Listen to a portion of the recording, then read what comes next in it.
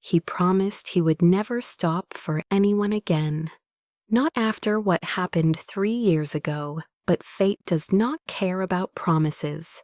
The rain was endless that night on the Brooklyn Bridge, sheets of water slamming against the windshield of his black Bentley. Inside the car, Ethan Cole sat alone, his face half lit by the blue glow of the dashboard, the rest swallowed by shadow.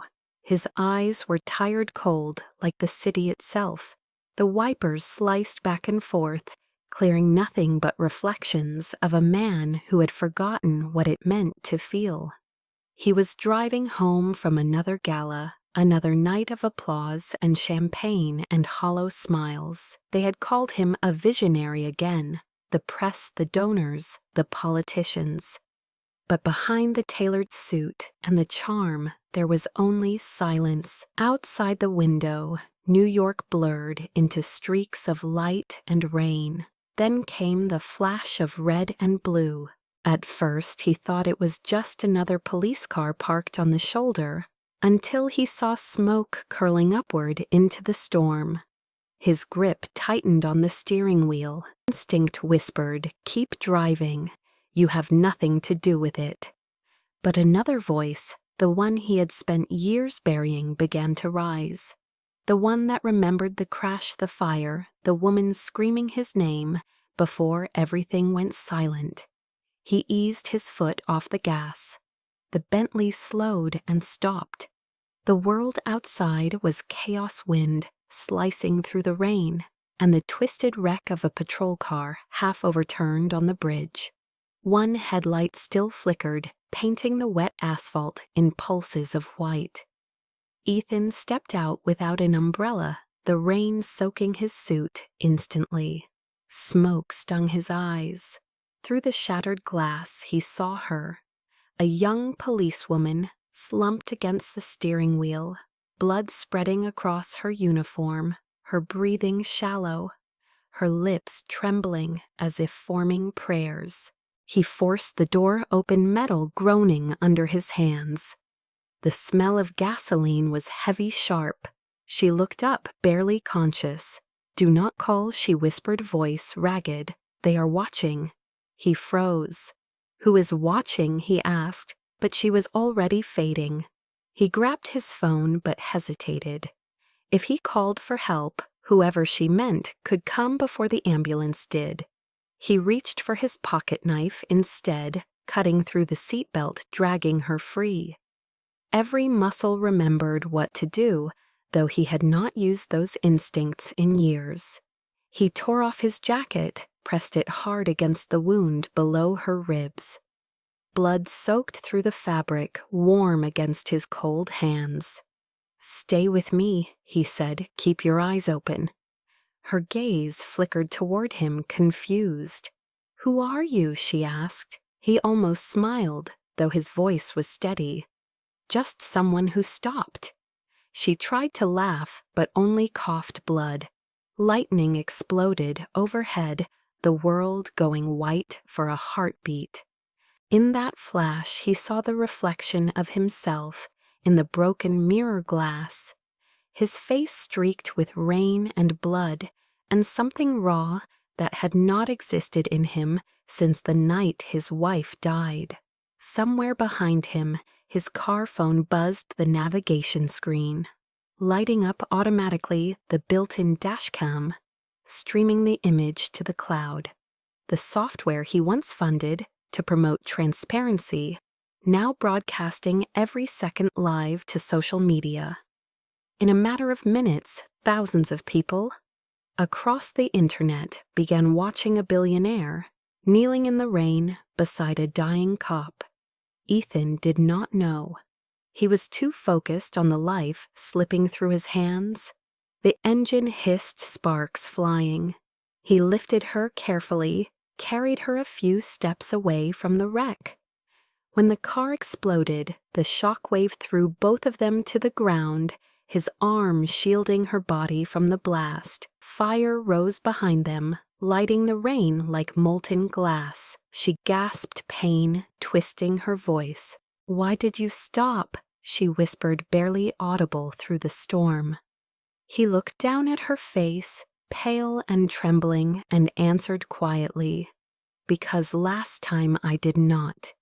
The sirens in the distance were faint, but growing louder. The camera continued to stream, the billionaire and the cop framed in the burning rain, frozen in a moment that would change both of their lives forever. Ethan Cole had been called many things: genius, ruthless, visionary, but never kind. By the time dawn broke after that night on the bridge, his face was everywhere. News anchors replayed the footage from the dashcam over and over, calling him the hero billionaire. They loved the irony, the richest man in Manhattan, saving a cop from a burning car. Some said it was staged, a public relations stunt. Others called it redemption. Ethan turned off every screen in his penthouse. He sat at the kitchen counter, staring at his hands, the faint stain of blood still under his nails. His assistant's voice echoed through the speaker. "Mr. Cole, the networks keep calling. Do you want me to issue a statement?" He said nothing. The city moved on, but he could not. He had seen enough death to last a lifetime.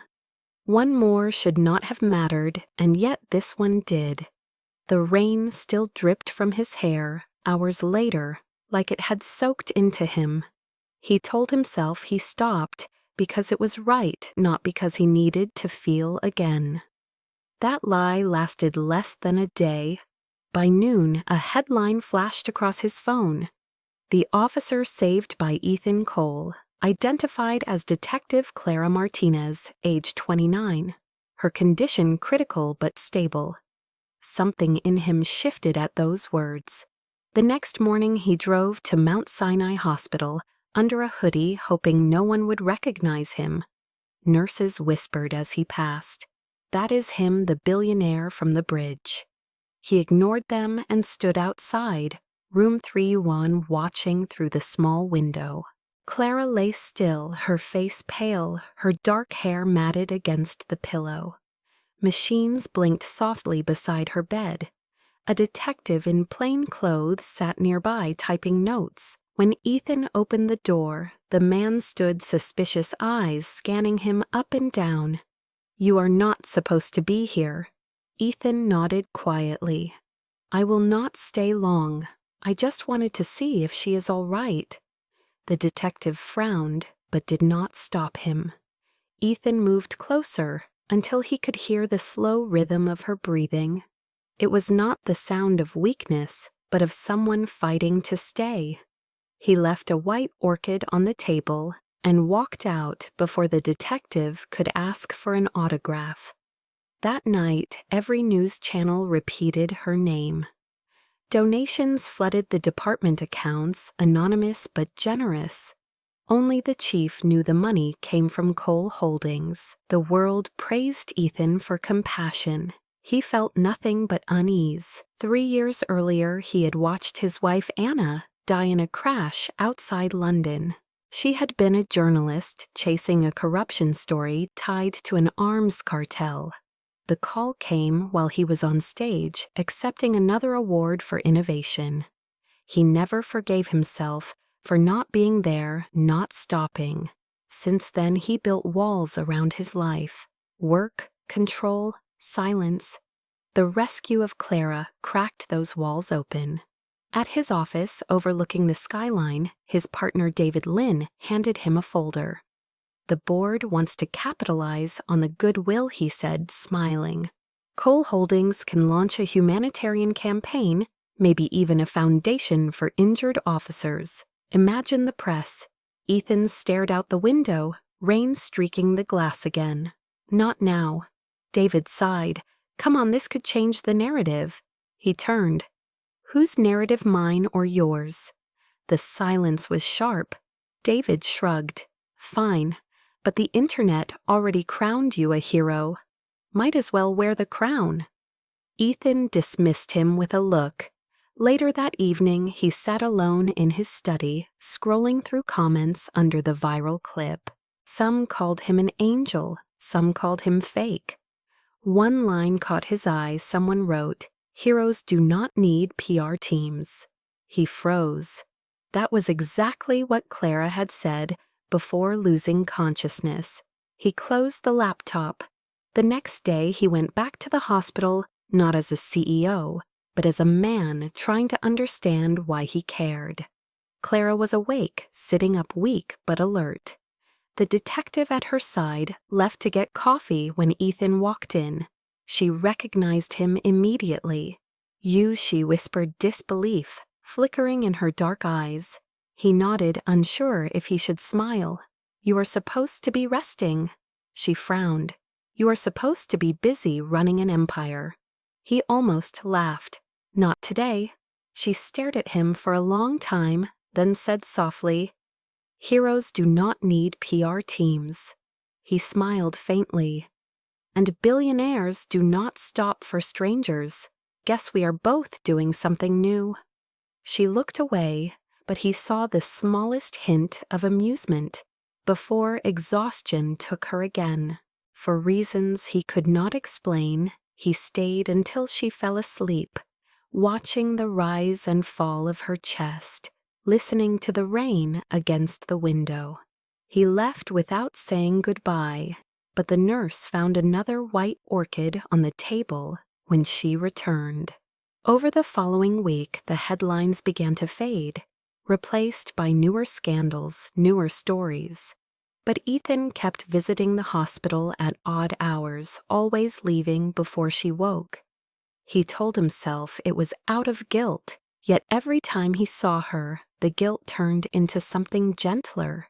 Clara's recovery was slow. Internal injuries, stitches, bruised ribs. When she finally asked the nurse who kept leaving orchids, the woman smiled, only said someone who still believes in second chances. The words stayed with her long after the nurse left. Meanwhile, the board of Cole Holdings demanded Ethan attend meetings. Investors wanted reassurance. He looked around the glass conference room at the men in designer suits, talking about image management and metrics, and wondered if any of them would have stopped that night. He knew the answer. When the meeting ended, he opened his phone, found Clara's photo from a news article, and stared at it for a long time. The woman in the picture was small, tough, proud. He remembered her whisper in the rain, "They are watching." He did not know who she meant, but he intended to find out. That decision was the first real one he had made in years. Ethan's world was made of glass and silence. Every surface in his penthouse reflected his face back at him, polished steel, marble, endless windows. It was the kind of view that screamed success but felt like exile. Down below, the city pulsed with horns and lights, but up here nothing moved. He was used to it. Control meant safety, and safety meant not feeling anything at all. Yet since that night, he could not stop hearing her voice. "They are watching her." Those words played in his mind like static. Somewhere someone had tried to kill a cop on duty, and she had whispered it to him like a warning meant for both of them. He could have turned it over to the police and walked away. Instead, he found himself pulling favors from private investigators, tracking the license plates caught by his car camera just before the crash. The leads pointed to a drug route through the Bronx, a name he remembered from old contracts between his company and several logistics firms. It was enough to make him uneasy. Clara, meanwhile, was back on her feet, though still on medical leave. The department assigned her desk work until her ribs healed, but she spent most evenings staring at the window of her small apartment above a laundromat, watching sirens flare across wet streets. The doctors told her she was lucky. She did not feel lucky. She had nightmares of the crash, the smoke, the man's voice saying, "Stay with me." She knew who he was, now everyone did. The tabloids called her the cop who made the billionaire human. The nickname made her cringe. She did not want fame. She wanted the men who ran her off the road. When a delivery arrived one morning, a single orchid in a glass vase and a card unsigned, she almost threw it away. But she kept it. 2 days later, Ethan visited her officially. This time, no hoodie, no disguise. She opened the door to find him holding coffee and awkwardness. "I am sorry for showing up unannounced," he said. "I thought you might want an update on your case." Her brows lifted. "My case or your conscience?" "Maybe both," he admitted. They sat across from each other in the small kitchen, steam rising between them. He explained what his investigators had found the connection between the cartel shipments and one of his subsidiary transport companies. She listened, arms folded, jaw tight. "You realize this could make you part of an active investigation," she said. "I know." "Then why tell me?" "Because you were the one in that car, and I owe you the truth." For a moment, neither spoke. The rain began again outside, tapping the glass softly. He noticed the faint tremor in her hands as she reached for her cup. "You should not be working already," he said gently. "You are still healing." She met his eyes steady.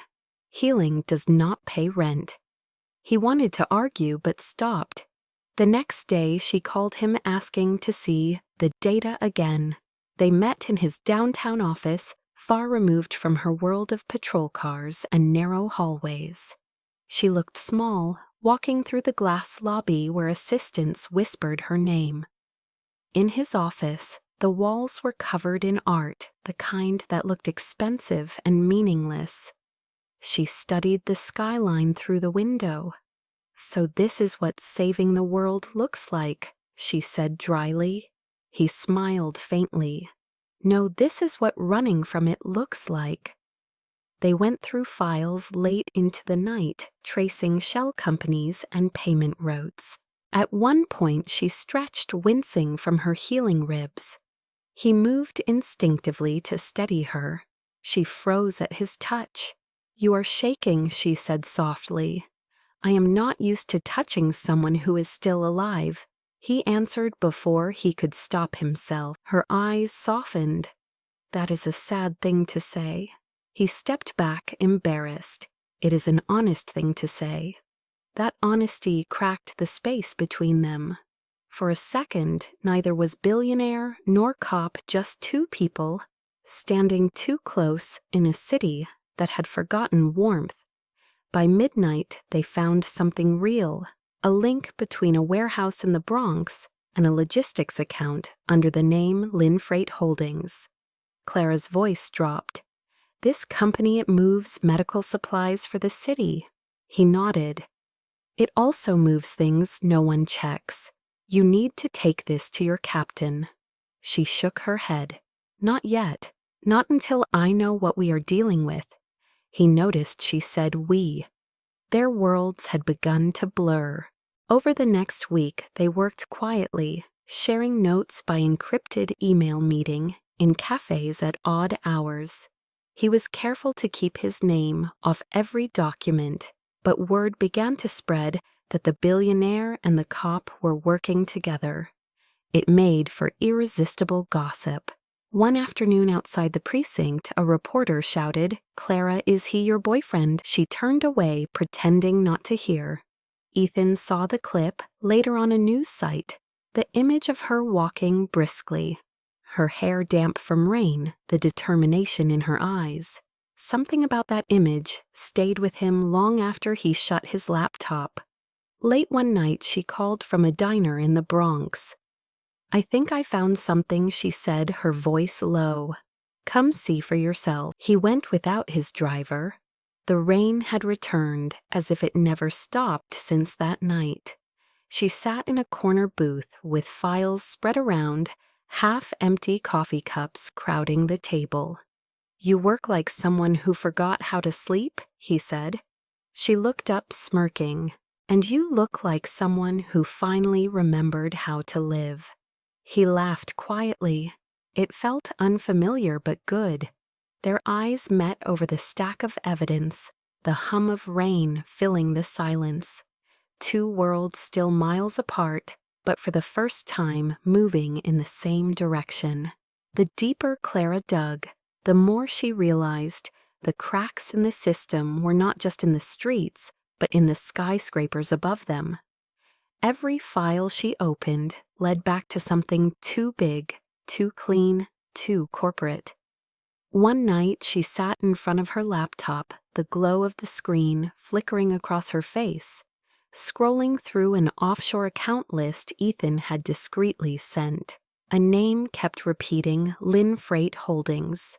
She traced it to a supply subsidiary owned by Cole Holdings. Her stomach tightened.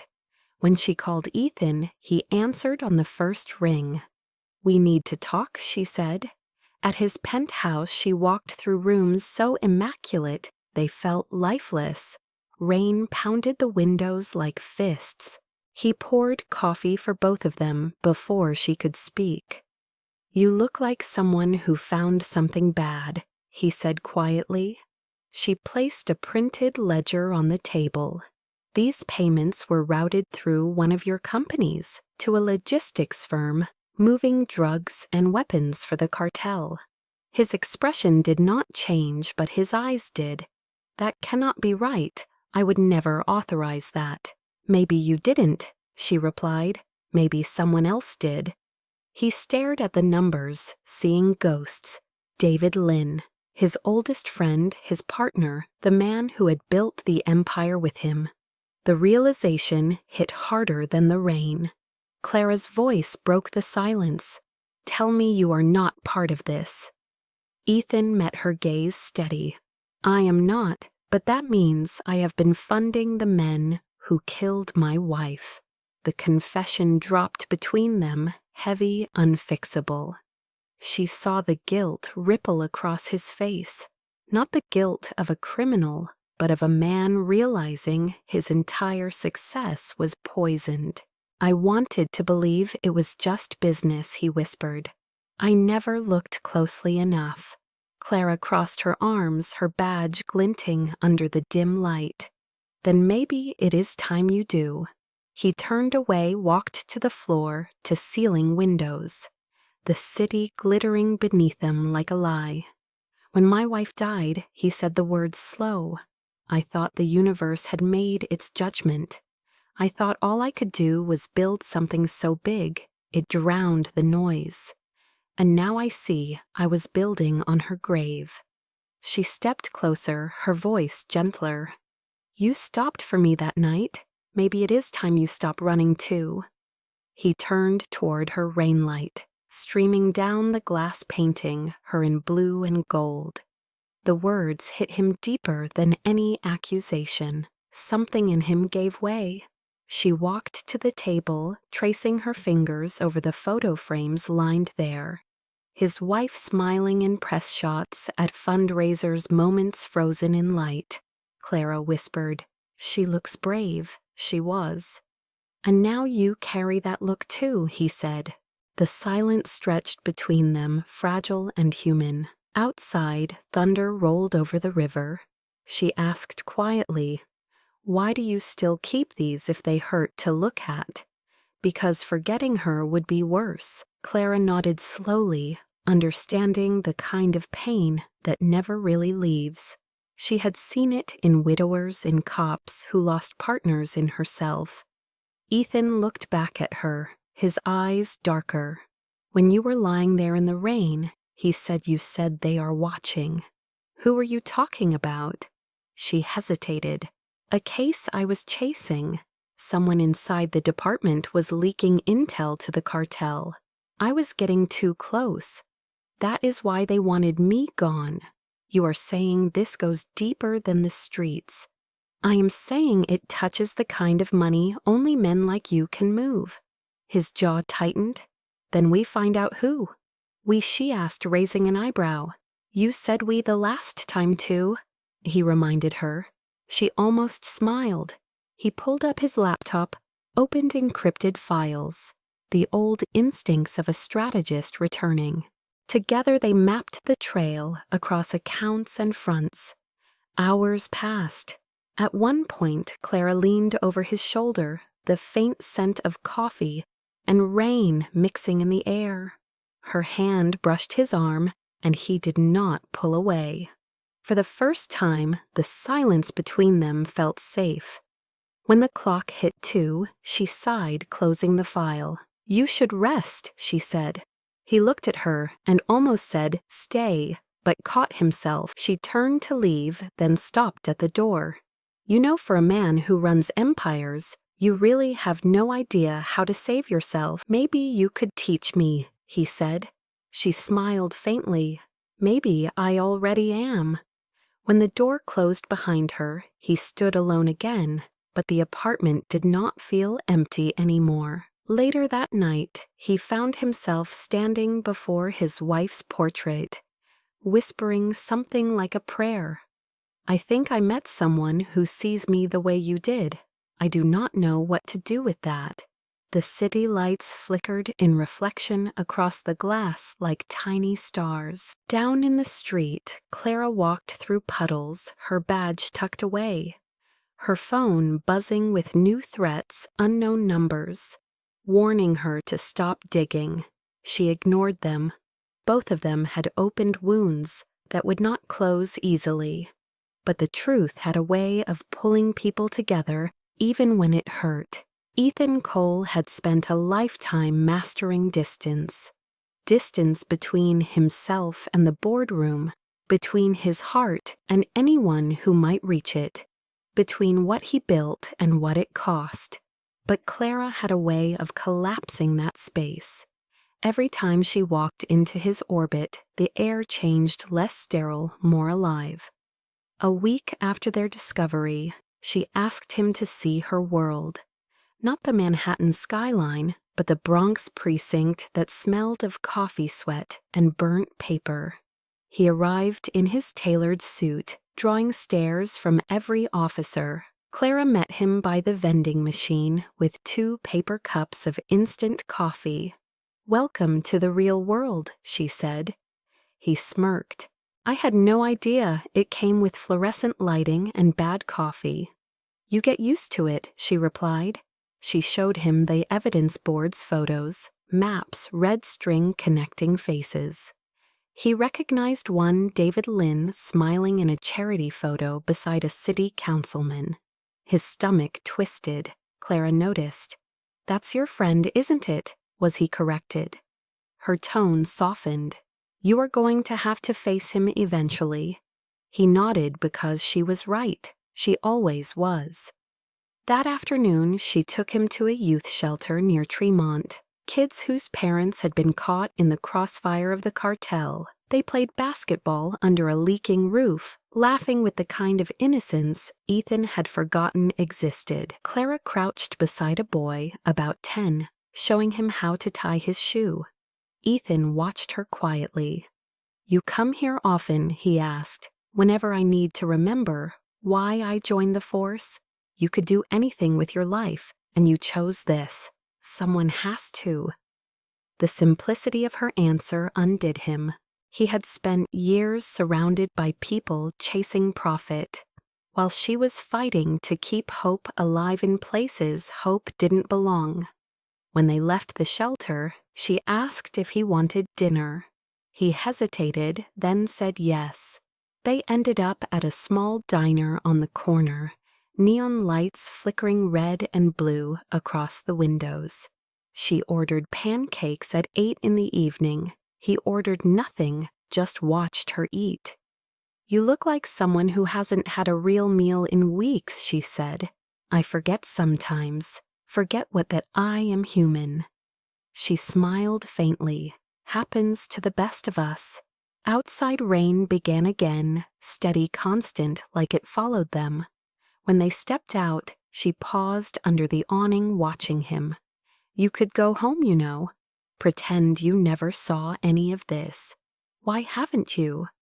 "Because you reminded me that pretending costs more than facing the truth."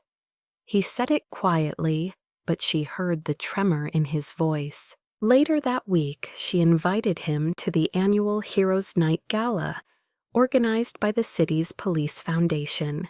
He resisted at first, but she insisted. "If you want to help, you have to be seen," she said. The gala was held in a glass rooftop ballroom overlooking the city lights. Ethan arrived in a black tuxedo, Clara in a deep blue gown, her badge replaced by a small silver necklace. When she walked in, heads turned.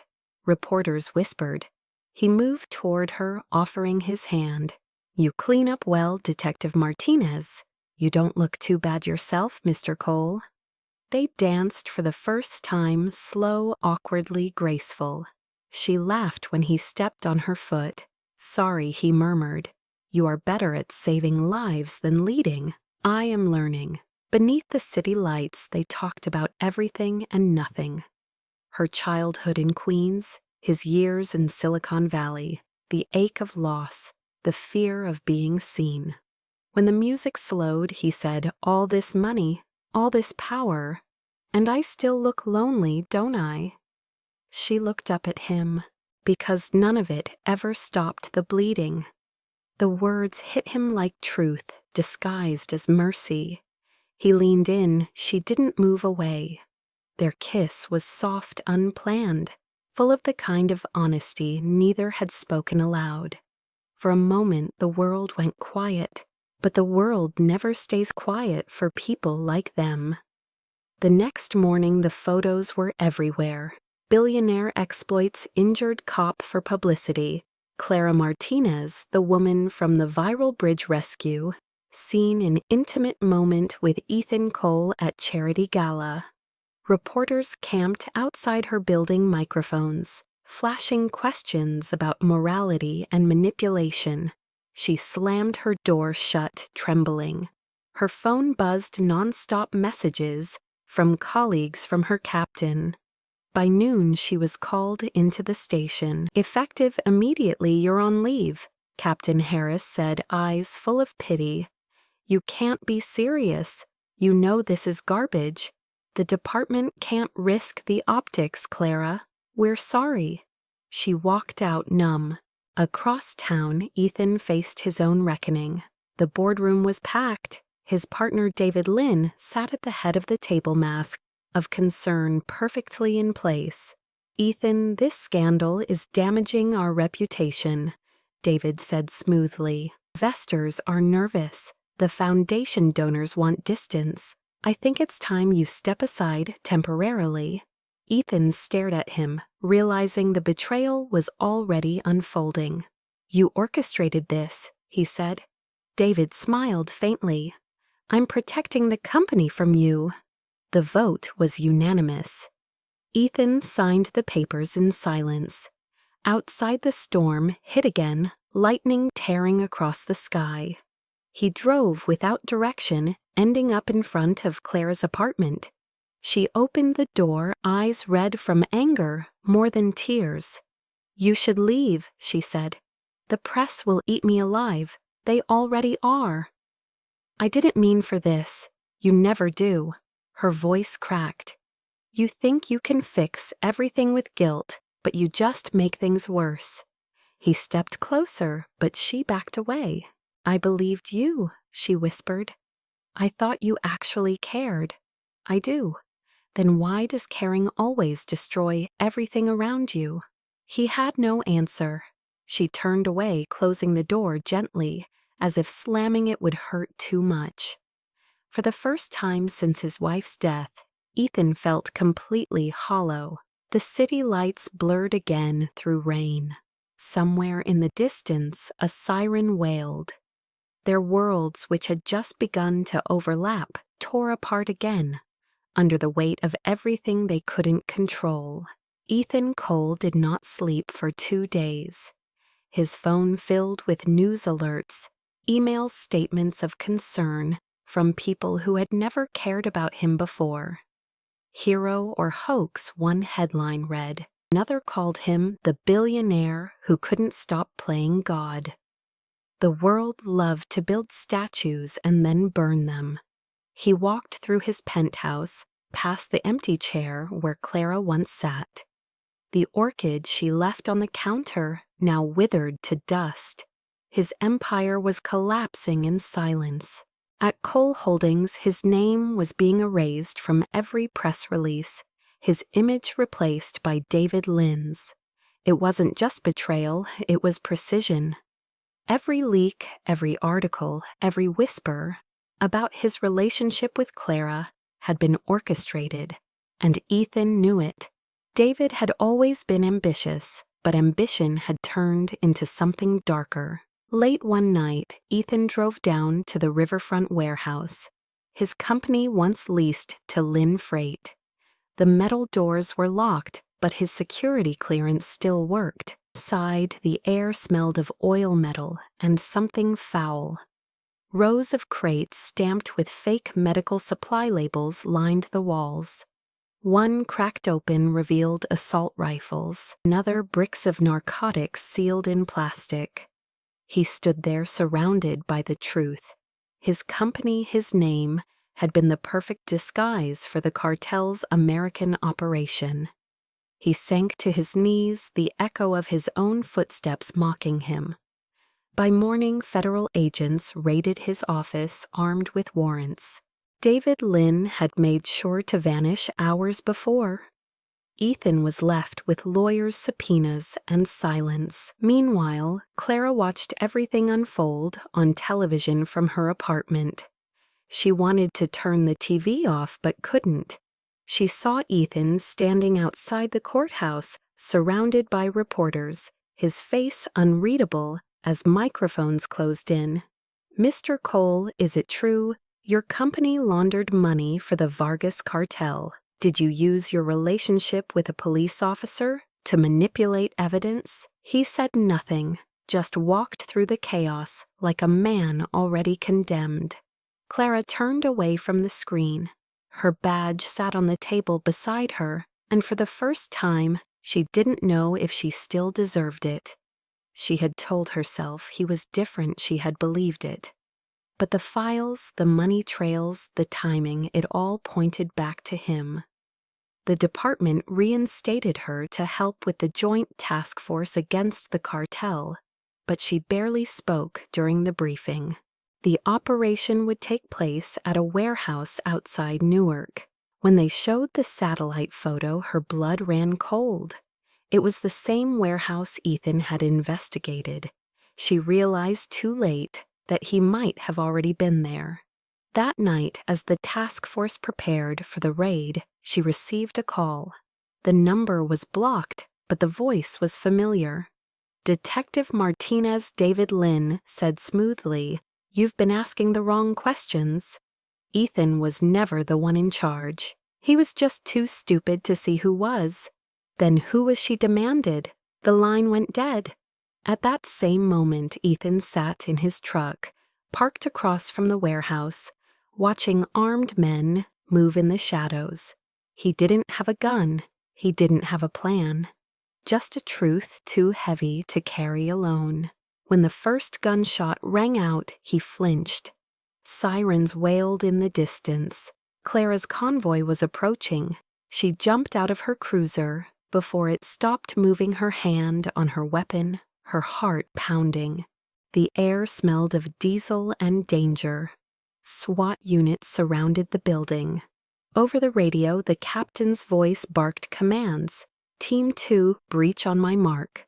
But before they could move, Ethan's voice came over the comm's static, cutting through the signal. "This is Ethan Cole. I'm inside." Chaos erupted. "What the hell is he doing in there?" someone shouted. Clara froze. He had gone in alone. Inside the warehouse, Ethan moved quietly, between crates. The men inside were armed, shouting orders, in Spanish, unaware of him yet. He found the main office at the back and kicked the door open. David Lynn looked up from the desk, perfectly calm, a gun on the table beside him. "You shouldn't have come here," David said. "Neither should you," Ethan replied. "I trusted you. My wife trusted you. You killed her when she got too close." David smiled. She was collateral damage. So is that cop you've been playing savior to? She's on her way here, you know. When this place goes up, she goes with it. Ethan lunged for him, but the gun went off first. The bullet tore through Ethan's shoulder. He dropped to his knees, clutching the wound. David stood aiming again, but a shot from outside shattered the window. Clara stormed in. Through the side entrance, weapon raised, yelling, "Police, drop it." David turned, smirking. "You're too late." He pressed a detonator in his hand. The building's lights flickered. Clara fired. The shot hit him square in the chest. He fell back, blood blooming across his shirt. The detonator hit the floor, its red light blinking. Ethan crawled toward it, pressing the disarm code he remembered from old contracts. "Cut the power line," he gasped. Clara hesitated. "Which one?" "The red wire, always the red." She yanked it. The light died. For a second there was nothing but silence and the sound of their breathing. Then the roof groaned, flames licking through the rafters. Clara dropped to her knees beside him, pressing her hand against his wound. "You're losing too much blood," she said. "You have to move." "Leave me," he rasped. "You saved me once." "It's enough." She shook her head fiercely. "You stopped for me once. Now it's my turn." She hauled him up with strength born from desperation. They stumbled toward the exit as the fire roared behind them. Outside, officers swarmed, pulling them clear, just as the building collapsed in a cloud of smoke and fire. Through the haze, Ethan looked back. David Lynn was gone, buried under what he built. Clara knelt beside Ethan as medics rushed in. His hand found hers, sticky with blood and ash. "You could have died," she whispered. "Maybe," he said faintly, "but at least this time I didn't look away." He smiled weakly before everything went dark. Ethan woke up to the steady beep of hospital monitors and the taste of metal on his tongue. For a moment he thought he was back in that first night, the rain, the fire, the blood, but this time the ceiling above him was white and still. His arm was strapped, his shoulder bandaged, and the air smelled of antiseptic. He turned his head and found Clara sitting beside him. She looked exhausted, her hair pulled back, a faint bruise along her temple. "You're awake," she said softly, her voice breaking between relief and anger. "You almost got yourself killed again." He tried to smile, but his throat ached. "Did we stop it?" She nodded. "The warehouse is gone. The evidence is enough to bring down what's left of Lynn Freight and the Vargas cartel. The FBI is all over it." He exhaled slowly. "David dead," she said quietly. "You saw it. I pulled the trigger." Silence filled the room. Neither of them looked away. Finally she added, "He would have blown the whole block. You know that." Ethan closed his eyes. "I know." The door opened and Captain Harris stepped in his raincoat, still dripping.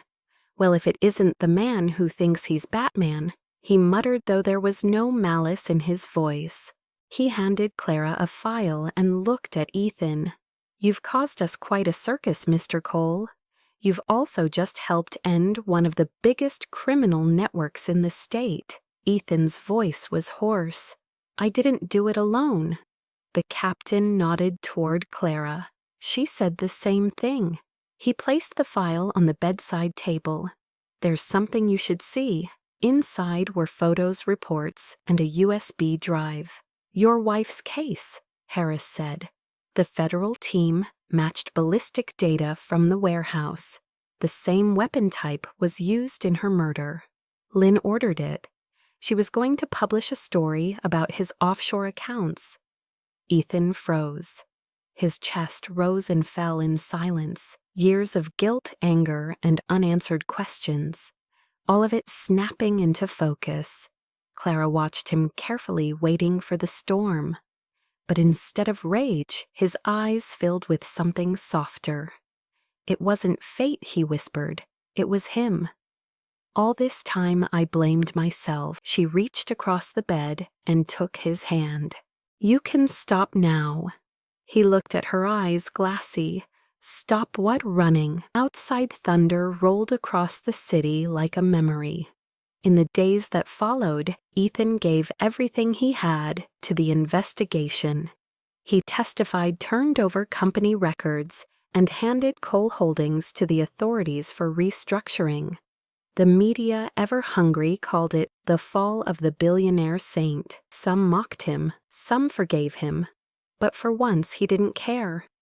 Clara stayed close, acting as liaison between the task force and the DA's office. She still wore her badge, but it wasn't just duty that kept her near him. It was unfinished gravity, the kind that pulls two people together, no matter how hard the world tries to pull them apart. Late one night, after another round of interviews with federal agents, Ethan sat by the hospital window, watching the rain smear the glass. Clara entered quietly, 2 cups of coffee in hand. You really like storms, don't you? She said. They make me feel less alone, he replied. She sat beside him, handing him a cup. You're free to go tomorrow. You could disappear if you wanted. He shook his head. I used to think freedom meant walking away. Now I think it means standing still. She smiled faintly. You sound like a philosopher. You make me one. The room went quiet again, the rain tapping like faint applause. Then Clara said, You know they're going to come after your name. Lawsuits, investigations. It won't end clean. He looked at her with calm resolve. Then we keep standing, together. For the first time, she didn't argue. The next morning, reporters flooded the hospital entrance, waiting for his discharge. Ethan stepped out with a sling on his arm, Clara beside him in plain clothes. Cameras flashed questions, shouted, Are you still a billionaire? Are you in love with the detective? He paused long enough to say, I'm a man who stopped when someone needed me. That's all. The footage went viral again. But this time there was no mockery. People saw sincerity, not spectacle. Across America, the video was replayed on talk shows and news segments dubbed The Redemption Interview. That night, Clara watched it on her couch and smiled despite herself. The next day, the mayor's office held a private ceremony. Ethan was invited but refused to stand on stage. He stayed in the back as they honored Clara with the Medal of Valor. When the ceremony ended, she found him by the exit. You didn't have to come, she said. Yes, I did. She touched his arm gently. You know they asked if I wanted to nominate someone for civilian bravery. I almost wrote your name. Almost you don't need another title. He chuckled softly. Neither do you. They stood there for a long moment, the applause fading behind them. Then she said, You're leaving town, aren't you? For a while, there's too much noise here. I need to build something new. Another empire. He shook his head. No, maybe something quieter, something that saves instead of sells. She nodded slowly. If you do let me know, I'll make sure it stays legal. He smiled. You'd make a good lawyer. I make a better detective. When she turned to leave, he said her name softly. Clara. She looked back. Thank you. She tilted her head. For what? For reminding me that not all pain is punishment. Her eyes shimmered. You just had to stop long enough to see it. He wanted to say more, but the words stayed in his throat. Instead, they shared a look that said everything they couldn't respect: forgiveness, and something that might one day become love. As she walked away, the sunlight broke through the clouds for the first time in days. Ethan stepped outside, breathing in the clean, wet air. For the first time since his wife's death, the world didn't feel like a sentence. It felt like a beginning. The headlines that once damned him turned into silence. And in that silence, Ethan began again. He sold his shares, closed his Manhattan office, and walked away from the skyline that had defined him. The world thought he'd disappeared, but in truth he had only gone somewhere smaller, somewhere human. 6 months later, a small community center opened in the Lower East Side. Its sign read, "The Cole Initiative Emergency Response and Rehabilitation for Law Enforcement and Families." The staff was small, the budget modest, but the mission was clear: to teach people how to save lives, not destroy them. Ethan taught first aid to high school students and trauma response to rookie officers. Sometimes he fixed the coffee machine himself. It felt right. He found that saving one person's breath mattered more than 1,000 board meetings ever had. One afternoon, while demonstrating CPR, he looked up and froze. Clara was standing at the door, in plain clothes, a badge still clipped to her belt. Their eyes met, and for a moment time rewound to the bridge, the rain, the blood. "You found your purpose," she said, stepping closer. "Or maybe it found me." She walked beside him, watching him guide a nervous volunteer through chest compressions. When the session ended, she lingered by the table, tracing the words, "Never leave a fallen," engraved on the training plaque. "That was on your bracelet," she said. He nodded. "I had it cleaned. Thought it should mean something again." They went outside after class. The sky was turning gold over the city, the kind of evening that felt borrowed. She told him she'd been promoted to detective, transferred to the task force that rebuilt after the raids. "It's different now," she said, "more honest. The department's trying to learn from its own mistakes." "And you?" he asked. "Still learning to forgive," she said quietly. He looked at her, then really looked the healed scar by her hairline, the steadiness in her eyes. "You saved me twice," he said. "No," she replied. "You did that yourself. I just made sure you didn't bleed out before you figured it out." He laughed low and genuine. They started seeing each other more coffee. After class walks near the river, there was no rush, no grand declarations, just quiet companionship built on mutual understanding. He'd bring her orchids. She'd tease him that real flowers don't last. And he'd answer, "Neither do people. That's why we water them." Sometimes, when it rained, they'd drive out to the bridge and sit in silence, each lost in thoughts of the night that changed everything. "Do you ever wish it hadn't happened?" she asked once. "Sometimes," he said.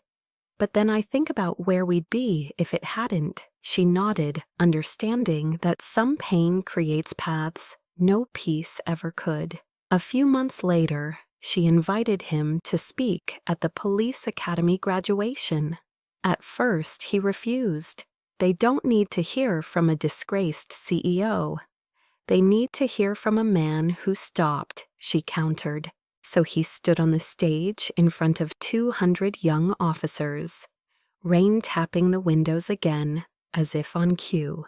"I used to think success was about how far ahead you could get," he said. "Now I think it's about how many people you take with you." One night I stopped for someone and it made me see that courage isn't about running into danger, it's about refusing to keep driving when you see it. The room was silent. Clara watched from the back, her chest tight with pride. When he stepped down, she met him by the exit. "You did good," she said. "You sound surprised." "I'm not," she smiled. "Just proud." Later that night, they walked home through puddles and streetlight reflections. The city looked softer somehow. At the corner, she reached for his hand. "You know what's funny," she said.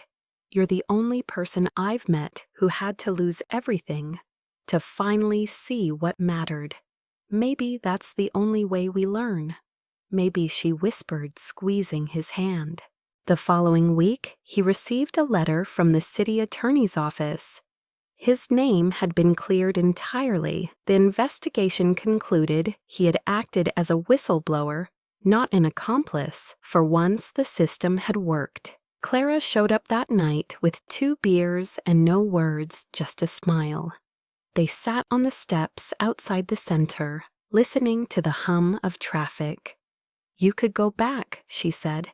"The company the life people would take you back now." "That world already has enough of me," he said. "This one needs the rest." She leaned her head against his shoulder. "You really don't miss it." "Sometimes the silence," he said, "but then I remember what it sounded like. The night I stopped the rain, your heartbeat the fire. And I think I'd rather have that noise." She looked at him, then eyes shining under the streetlight. "You really are impossible. So are you." He kissed her, then soft and certain, the kind of kiss that didn't ask for forever, only tomorrow. The city continued around them, unaware, unbothered. But in that small corner of the world, redemption had finally found a home. 1 year later, the city no longer remembered the scandal, but it remembered the story. The billionaire who stopped for a stranger had become urban folklore, a reminder whispered among officers and shared by parents to their kids about what it meant to be human. But for Ethan and Clara, life had grown quiet again, and that was exactly what they wanted. The Coal Initiative had expanded to several cities, training civilians, first responders, and volunteers in crisis medicine. Ethan no longer wore suits. He wore rolled-up sleeves and a smile that no longer felt like armor. Every morning he brewed strong coffee in the small kitchen of the center, waiting for Clara to arrive after her shift. She always came by with tired eyes and a paper bag of muffins, breakfast for the saint of second chances, she teased. "And caffeine for the detective who never sleeps," he replied. They had built a rhythm, one stitched from laughter, shared silence, and small acts of care. Love for them wasn't a firestorm. It was a sunrise, slow, certain, steady. One afternoon, he was lecturing a group of recruits about triage when he noticed her watching from the doorway. Arms crossed, that same half-smile she always had when he said something heartfelt. "You're staring again," he said afterward, wiping chalk from his hands. "I was wondering when you started sounding like a teacher instead of a CEO. When you stopped calling me Mr. Cole." "I never did," she said. "You just stopped hearing it that way." That night, she invited him to a departmental fundraiser. He hesitated. It had been a long time since he faced that kind of crowd. But she said come as the man who stopped, not the one who fell. So he did. The ballroom was smaller than the galas he used to attend, but warmer. The guests were officers, nurses, community workers, people who bled for a living. Clara wore black again, simple and strong, her badge tucked away. When they entered the room, hushed. Everyone knew the story.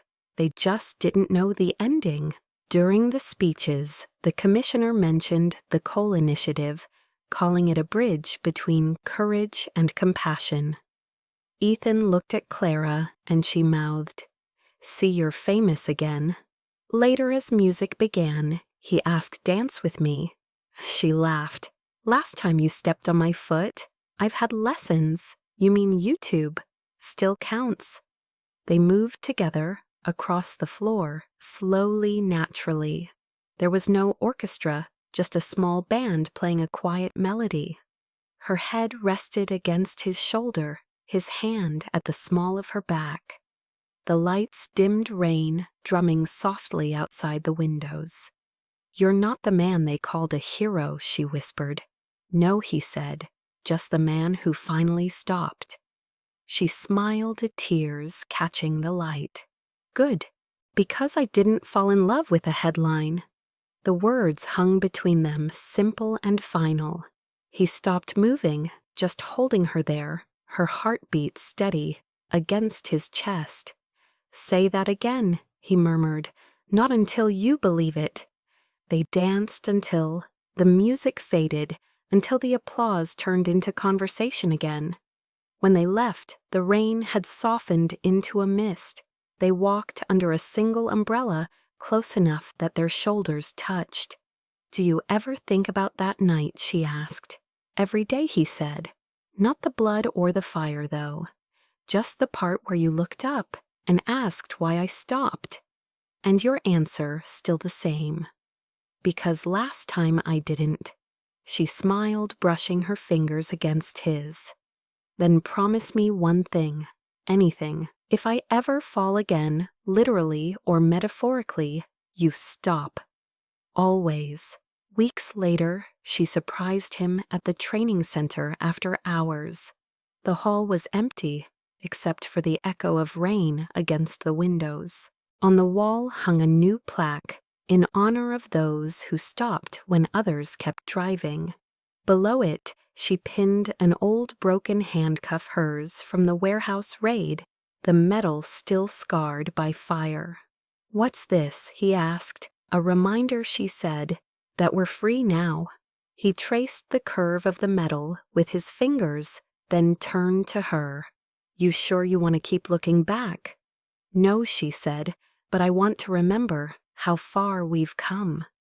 The lights flickered softly in the hall, and she stepped closer, her eyes warm, certain. "We lost enough time pretending we were fine," she whispered. "Let's not pretend anymore." He kissed her, then no hesitation, no fear, just a slow surrender, years in the making. Outside, thunder rolled gently, as if blessing them. When they finally pulled apart, she laughed quietly. "We should lock up. You have classes in the morning. Let them wait," he said. "Some lessons are worth delaying." She smiled, and together they walked through the empty hall, hand in hand, the rain painting their reflections on the polished floor. Neither of them said it out loud, but both knew the truth. Love had not saved them. It had simply given them permission to start living again. 3 years later, the world had changed in small, quiet ways. Cole Holdings no longer existed. In its place stood the Cole Foundation for Emergency Response and Humanitarian Outreach, a network of centers across the country teaching crisis medicine, mental health recovery, and leadership ethics to first responders and civilians alike. Ethan Cole had become a name whispered, not in boardrooms, but in classrooms in the way you mention. A person who did something that mattered once and then disappeared into a quieter life. That quieter life now existed in coastal Maine, where morning mist rolled across the rocky shoreline, and pine trees bent gently in the wind.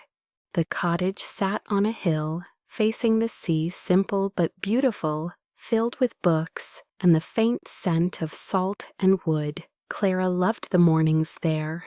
She would stand barefoot on the porch, wrapped in his old sweater, coffee steaming in her hands, watching the horizon turn from gray to gold. Inside, Ethan sat at a wooden desk, writing lesson plans for the local volunteer fire department. His beard had more silver now, but his eyes were softer, lighter. Peace had reshaped his face in ways money never could. "You're staring again," he said without looking up. "You still notice," she teased. "Hard not to when you do it every morning." She smiled, stepping behind him, her hands resting on his shoulders. "You have another class today." "Yeah. New batch of recruits. Half of them joined because of that documentary. The one that made you cry, that one," he admitted with a grin. 3 years earlier, a small independent filmmaker had told their story, how a billionaire stopped for a dying cop, and how both found life in the wreckage. It was supposed to be a local piece. Instead, it went viral again, winning awards and reigniting the conversation about empathy and humanity. But this time, Ethan didn't run from the attention. He simply redirected it to funding medical response training for rural towns, to scholarships for families of fallen officers. He had turned tragedy into purpose and purpose into peace. Clara still worked part-time as a detective consultant, helping with trauma response and hostage cases, though most of her time was now spent at home or more recently preparing for what she called the biggest mission yet. Her hand rested on her stomach, just beginning to show. "You're sure you're ready for this?" she asked one evening, as they walked along the beach waves brushing their ankles. "You mean fatherhood or losing sleep for the next 20 years, both?" He laughed. "I've done worse missions." "You've done dumber missions," she corrected. "This one's permanent." He looked at her belly, awe flickering in his eyes. "Good. I've been waiting for something permanent." She leaned against him, her voice soft. "You're going to be a good dad." "You think you already are," she said. "You just didn't know it." They walked until the sky turned violet and the first stars appeared. When they reached the cottage, Ethan stopped by the door, looking at the small silver bracelet hanging above the frame, the same one he had lost that night on the bridge. Clara had it cleaned and returned to him years ago, but he never wore it again. Instead, he hung it there as a reminder. Never leave a fallen. "You ever regret it?" she asked, stopping that night. "No," he said. "Everything since then, every scar, every loss, every beginning, started because of that choice." She nodded. "Then maybe fate isn't cruel after all." He kissed her temple. "Maybe it just waits for us to stop running." The next morning, he drove to the community hall, where he now taught classes to fishermen, EMTs, and school teachers. The old building smelled of coffee and sea air. On the whiteboard, someone had written, "Courage doesn't retire." It had become the foundation's motto, though Ethan claimed Clara said it first. He greeted the students, most of whom had never seen a real emergency, but wanted to be ready if one ever came. "Here's what you need to know." He began, voice calm and firm. "When chaos hits, the first 60 seconds decide everything. You don't need to be perfect, you just need to be willing to stop. Most people freeze, and that's okay. But if you can take one breath, one step forward, one action, you can save a life." A hand went up. "What if we make a mistake?" Ethan smiled. "You will. But doing something is always better than doing nothing. I've made mistakes that filled newspapers, but I've also made choices that saved people I'll never meet. You don't get to control the outcome, only the intent." After class, he lingered to talk with a young boy whose father had died in a car accident years before. The boy said he wanted to learn how to help others, so nobody else has to feel what I felt. Ethan knelt, his voice quiet but steady. "That's exactly why I teach. Pain is a teacher too. It just speaks in a harder language." When he got home that evening, Clara was painting in the living room, something she'd started doing to help with the long days before the baby came. On the canvas was a stormy sea and a small bridge faint in the distance. "It's beautiful," he said. "It's not finished," she replied. "Neither are we." They shared dinner by candlelight, simple food, laughter, no pretense. Afterward, as the rain began outside, they sat by the fire. Clara's head rested on his chest, his hand on her stomach. "You think he'll like the sound of rain?" she asked. "He or she," she corrected, smiling. "Either way, they're going to hear it a lot." He looked at the flames, lost in thought. "You know what's strange?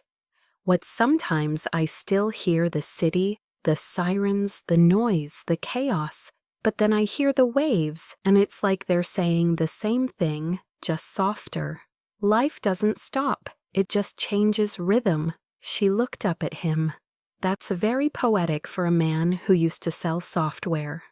He grinned. That's what happens when you fall in love with a detective. Correction, she said. A pregnant detective. He kissed her forehead. Best plot twist yet. Months later, the baby arrived on a clear spring morning. The hospital staff knew who he was, but respected his quiet request for privacy.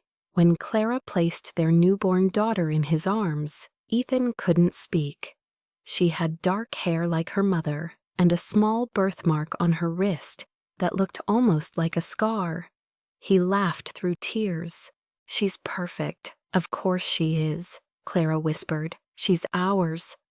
As the nurse left them alone, he held the baby closer and whispered something so softly, only she could hear. "When you grow up, remember this. Your mother saved me before you were even born." That night, after they returned home, the storm rolled in again. Thunder, wind, and the familiar rhythm of rain against the windows. Ethan stood by the porch watching it fall, remembering every storm that had shaped him. Clara joined him, baby in her arms, both wrapped in the same blanket. "You still like watching the rain?" she asked. "Always. You think it's a sign?" He looked at her, smiling.